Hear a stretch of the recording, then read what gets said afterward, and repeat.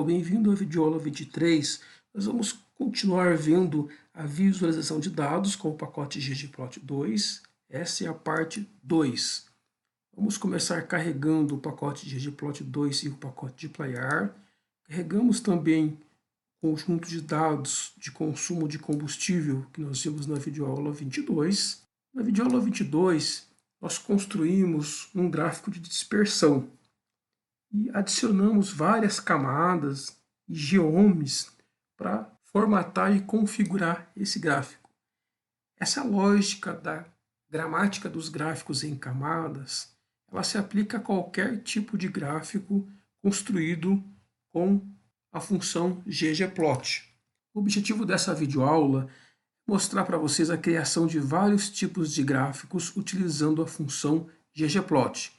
Vamos começar mapeando os nossos dados com a função ggplot, passamos para os dados, o banco de dados mpg2, para o mapeamento aestético, passamos a cilindrada para a variável x e o consumo na estrada para a variável y e gravamos na variável k. Quando rodamos a linha 29, o ggplot vai criar para nós um frame vazio onde nós podemos adicionar os gráficos ou adicionar os objetos geométricos. Nosso primeiro objeto geométrico vai ser o gráfico de linha.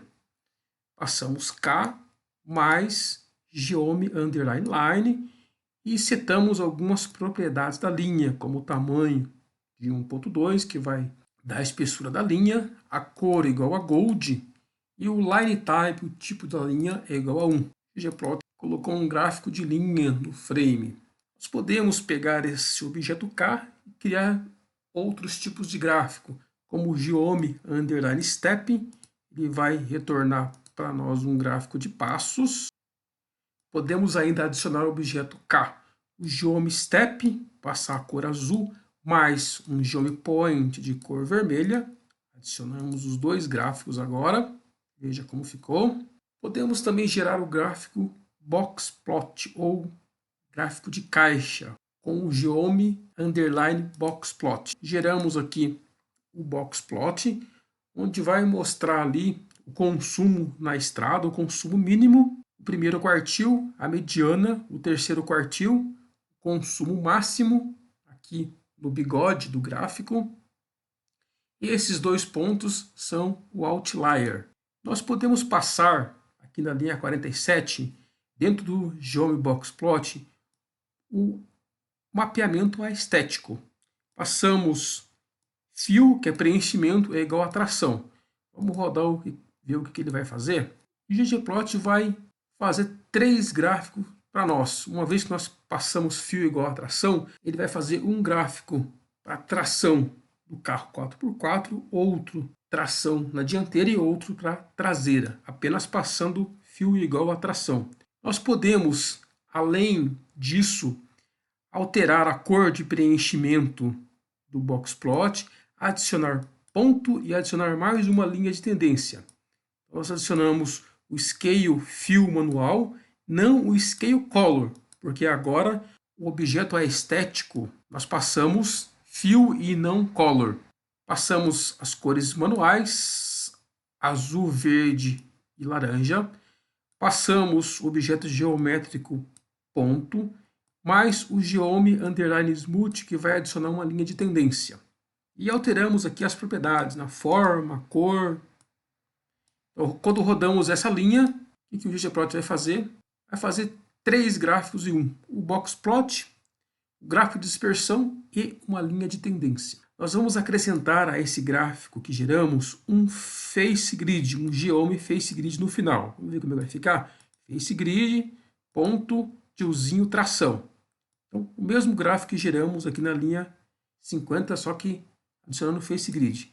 Vamos ver como é que ele fica? Ele vai gerar 3 gráficos para cada tipo de tração. Então, na prática, aqui nós estamos gerando 9 gráficos nessa visualização. Interessante, né? Um outro geom que pode ser útil é o geom_jitter. O geom_jitter ele evita a sobreposição de pontos. Geralmente o geom_point ele pode sobrepor os pontos. Então vamos comparar o geom_jitter com o geom_point e rodar essa linha. O Geometry Jitter, ele vai distribuir os pontos mais ou menos no mesmo local, mas ele vai evitar sobreposição de pontos. Aqui a gente pode vir em alguns casos aqui. Nós também podemos adicionar linhas até os nossos pontos. Então, geramos aqui um Geometry Point, mais um outro Geometry, é o Geometry Underline Line Range. Passamos o mapeamento estético, o valor mínimo de y é igual a zero, e o valor máximo, passamos o valor da nossa variável, da nossa coluna, que é consumo na estrada. Vamos rodar isso aqui para ver como é que ele fica. Ele vai gerar uma linha para nós até os pontos. Nós também podemos criar umas formatações dentro do Geometry Line Range. Vamos passar aqui então o Geometry Jitter, mais um Geometry Line Range, e alterar aqui algumas formatações, como o tamanho, a cor e o argumento alfa. Praticamente nós criamos aqui, utilizamos o Geometry Line Range para criar um gráfico de barras. Agora, pessoal, nós vamos construir alguns gráficos de barra utilizando o Geometry Call e o Geometry Bar. Vamos criar aqui um gráfico de barras com o Geometry Call. Passamos aqui o mapeamento dos dados. Para o mapeamento estético, transformamos a variável cilindrada em fator, passamos o consumo na estrada. Para o Geometry Call, passamos o fill, que é o preenchimento, igual ao origin, e o alpha é igual a 0,60. Vamos rodar para ver como é que fica. Fizemos ali um gráfico de barras agora. Uma outra forma de fazer um gráfico de barras é com o Geometry Bar. Passamos o mapeamento estético da mesma forma que fizemos anteriormente. E agora passamos, ao invés do Geometry Call, o Geometry Bar. Só que aqui, o que é diferente? Nós passamos agora o stat igual a identidade. Então, vamos rodar para ver como é que fica. Só que a cor agora é azul. Ele vai gerar o mesmo gráfico. Para gerar um gráfico de barras vertical, é só inverter. O que é x vira y, o que é y vira x. Agora, o fator cilindrada virou y. Vamos rodar com a mesma configuração que anteriormente. E vai gerar um gráfico nessa posição aqui, na posição horizontal. Para mudar o posicionamento do gráfico, é só passar cor de flip, o Geometry cor de flip no final. Então passamos aqui mais cor de flip, geramos o mesmo gráfico que anteriormente, rodando ele vai voltar o gráfico para a posição vertical. Aqui na linha 79, se nós passarmos o argumento fill igual a classe, adicionarmos o Geometry Call, ele vai gerar para nós um gráfico de barras empilhado. É um gráfico de barra do tipo stack. Vamos carregar agora o pacote data.table. Para quem não assistiu às aulas ainda, podem assistir às aulas sobre o pacote data.table. Transformar nosso banco de dados MPG2 num data table. Vamos criar agora um banco de dados aleatório, né, com 20 registros e classificar eles em ordem decrescente a partir do banco de dados MPG2, MPG3. Então vamos gerar o banco MPG4. Então, se tiver alguma dúvida nesse procedimento, é só assistir às aulas sobre o Data Table. Então agora nós vamos gerar um gráfico de barras classificado em ordem decrescente, porque aqui nós classificamos em ordem decrescente nossos dados. Para isso nós fazemos o mapeamento estético, passamos o banco de dados MPG4, passamos aqui para o argumento X, esse comando aqui vai dar a contagem de linhas, passamos a cilindrada, passamos um Geometry Bar, normalmente com as propriedades, um Geometry Text para o label a cilindrada, esse VJust vai fazer um ajuste vertical de menos 0,30 para ajustar os rótulos, a cor e o tamanho. Então vamos rodar isso aqui, ele vai fazer para nós um gráfico de barras classificado em ordem decrescente. Ele está classificado em ordem decrescente porque nós classificamos anteriormente aqui os dados em ordem decrescente. Ele puxou 20 registros aleatoriamente. Vamos gerar também aqui alguns gráficos boxplot um pouco mais complexos. Passamos aqui nosso banco MPG2, o mapeamento estético, passamos fabricante, né, como fator, consumo na cidade e o Geometry Boxplot. Vamos rodar aqui. Então ele gerou um boxplot múltiplo aqui bastante interessante, dá para a gente comparar o consumo aí de combustível de várias marcas de automóveis. Então vamos gerar aqui o mesmo gráfico que anteriormente, mas passar também aqui no final um Geometry Jitter para ver como é que vai ficar. Nós podemos gerar os pontos, né, em cima do ggplot. Ele vai pintar as bordas quando nós passamos a cor. Nós também podemos passar, ao invés da cor, o argumento fill igual a fator fabricante. Nós passamos o argumento fill, ele vai colorir os preenchimentos com diversas cores conforme o número de fabricantes. Vamos agora, pessoal, gerar alguns histogramas utilizando o banco de dados Diamonds ou Diamantes. Vamos plotar alguns histogramas utilizando a variável preço, a coluna preço desse banco de dados. Passamos o banco de dados Diamonds. Para o mapeamento estético, passamos apenas a variável preço e utilizamos aqui o geom_histogram. Passamos aqui o bin width agora. Esse bin width ele vai nos dar a largura das colunas. Então, nesse caso, passamos 500, ele vai contar os preços de 500 em $500. Para a cor, passamos a cor Fabric, que é uma espécie de vermelho, e fill é igual a art, preenchimento branco. Vamos rodar essa linha, ele gerou um histograma. Como esperado, os diamantes de menor preço representam uma maior quantidade nessa visualização. Nós também podemos plotar um histograma com uma densidade. Esse histograma que nós geramos é um histograma de contagem. Podemos gerar também um histograma de densidade passando para o geom_histograma um mapeamento estético. Y_stat igual a density. E passamos também uma escala Y contínua. Passamos por labels, scales, %. Então ele vai gerar um histograma de densidade com escala percentual. A área desse histograma ela é 100% ou igual a 1.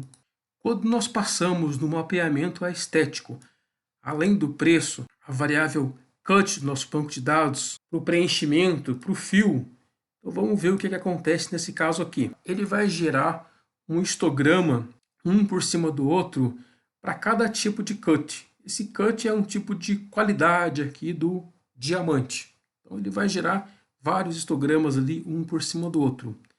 Nós também podemos passar para esse histograma um face grid ponto tiozinho cut. Nós podemos rodar essa linha, ele vai distribuir o histograma em vários gráficos, um do lado do outro. Agora ele não colocou um por cima do outro, porque nós passamos também o face underline grid. Vamos criar aqui um subconjunto desses dados diamantes, passando aqui a função filter.